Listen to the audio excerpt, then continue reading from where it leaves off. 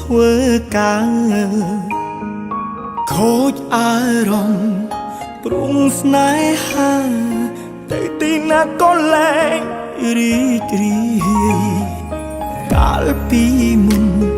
គ្មានស្នេហាទៅណាក៏សប្បាយទាំងម៉ោងគេងទាំងម៉ោងបាយឥឡូវបានត្រឹមស្ដាយរឿងចាស់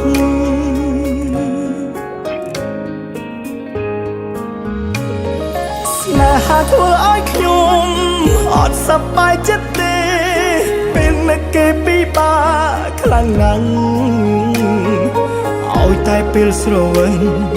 នឹកឃើញរឿងចាស់រឿងខ្លះនឹកឃើញចេញតែយំស្នេហាធ្វើឲ្យខ្ញុំចង់រស់នៅម្នាក់ឯងតែពិបាកបំលែងអារម្មណ៍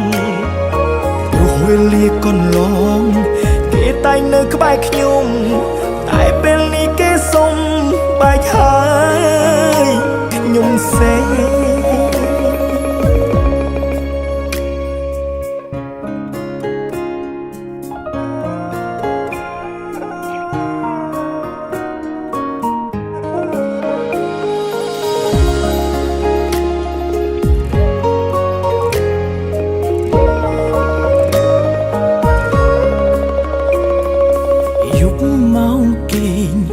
តែងខូចចិត្ត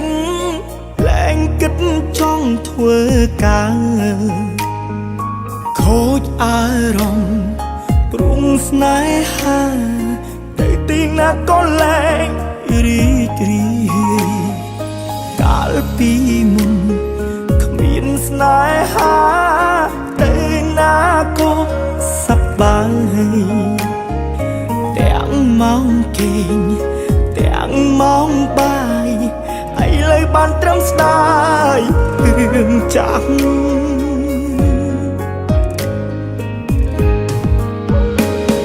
ស្នេហាធ្វើឲ្យខ្ញុំអត់សប្បាយចិត្តទេពេលនឹកគេពិបាកខ្លាំងណាស់ឲ្យតែពេលស្រវិលនឹកឃើញរឿងចាស់រឿងខ្លះនឹកឃើញចេញតែយំស្នេហាធ្វើឲ្យខ្ញុំចង់រស់នៅម្នាក់ឯងតែពិបាកបំលែងអារម្មណ៍ព្រោះវេលាកន្លងគេតែងនៅក្បែរខ្ញុំតែពេលនេះគេសុំបែកហើយខ្ញុំសេ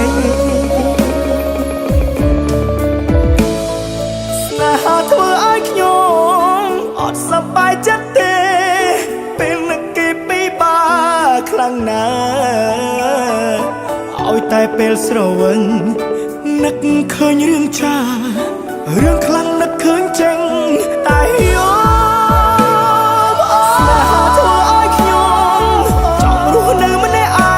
ងចង់ទៅរកកន្លែងសំងំព្រោះវេលាកន្លងស្នេហាធ្វើបាបខ្ញុំ